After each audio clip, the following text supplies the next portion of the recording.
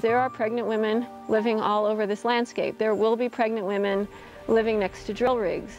There will be chemicals coming out of those drill rigs that are reproductive toxicants that have the ability to sabotage pregnancy. All of us in the public health community are demanding that we stop this process now until and unless we have a comprehensive health impact assessment with full public participation. To pretend that we can somehow put drilling and fracking operations in places that people live and have us not be exposed is a little like the claim that putting a non-smoking section in an airplane is sufficiently protective. We are going to open this process up because secrecy cannot protect public health.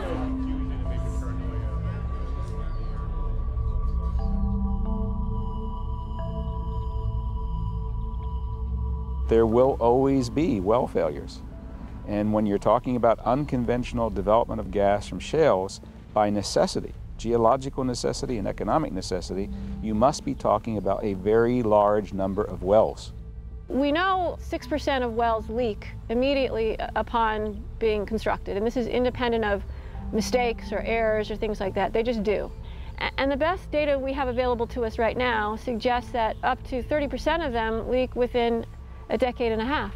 Well, what percent leaks after 1 century? What percent after 2 centuries? The principle ought to be, if the chemical is not allowed to be in groundwater, it shouldn't be legal to inject it into the ground.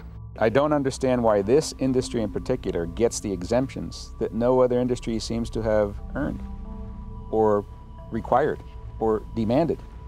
If all other industries that use chemicals, we know there are many, produce chemicals, use chemicals in the environment, are required to abide by federal standards for air and water protection, why is this industry exempt?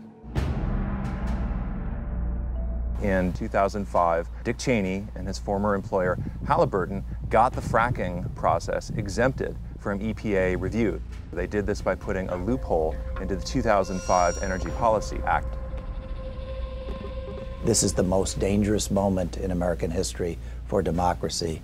We are either going to be a nation that's of and by and for the people, or of and by and for large corporations and the wealthy.